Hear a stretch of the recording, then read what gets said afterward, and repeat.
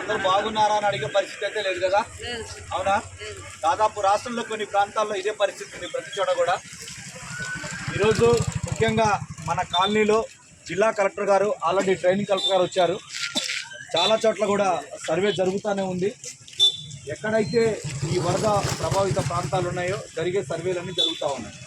దాంతోపాటు ఎక్కడ ఎంత నష్టం జరిగింది, వారికి ఉన్నటువంటి అవసరాలు ఇవన్నీ తీర్చే విధంగా ప్రభుత్వ యంత్రాంగం పనిచేస్తూనే ఉంది.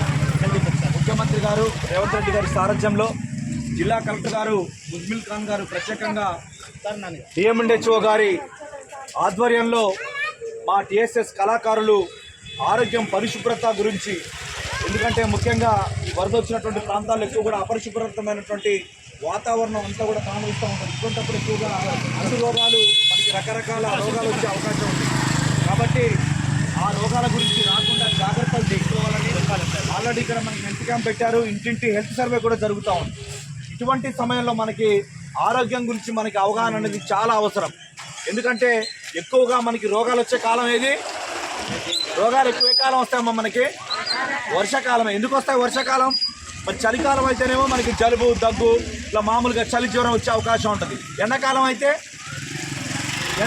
వడదెబ్బ తగులుతుంది, కళ్ళు తిరుగుతాయి, ఇట్లాంటి వస్తాయి. మరి వర్షాకాలం ఎందుకు అంటే, వర్షాకాలంలో వర్షం పడ్డప్పుడు ఎక్కడ నీరు అక్కడ నిల్వ ఉండిపోవటం వల్ల, కొన్ని రోజుల పాటు వర్షపు నీరు అలాగే నిల్వ ఉండటం వల్ల తద్వారా దోమలు, ఈగలు, రకరకాల క్రిమికీటకాలు అన్నీ కూడా చేరి అక్కడ మొత్తం కళాకారులు చక్కటి ఆటపాట ద్వారా మీకు వివరించడానికి ఈరోజు మన తంబాపురం గ్రామం రావడం జరిగింది.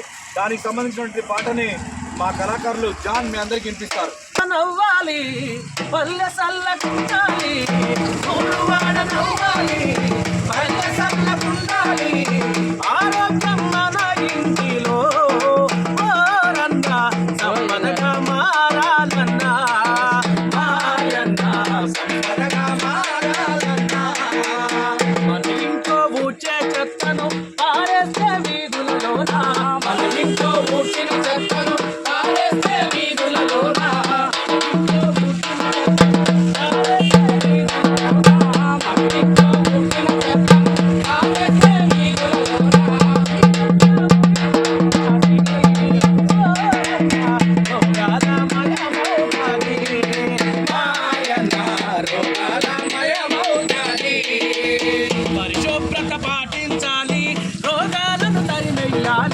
పరిశుభ్రత పాటించాలి, రోగాలను తరిమేయాలి, పరిశుభ్రత పాటించాలి, రోగాలను తరిమేయాలి, పరిశుభ్రత పాటించాలి, రోగాలను తరిమేయాలి.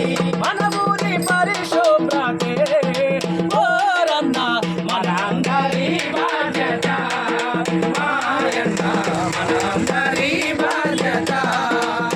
ఎన్నాళ్ళని ఇంకా మనము చెంపట్టుకు బయటికి పోతాం, ఎన్నాళ్ళని ఇంకా మనము చెంపట్టుకు బయటికి పోతాం, ఎన్నాళ్ళని ఇంకా మనము చెంపట్టుకు బయటికి పోతాం, ఎన్నాళ్ళని ఇంకా మనము చెంపట్టుకు బయటికి పోతాం. మరుగు తోటలు వాడరు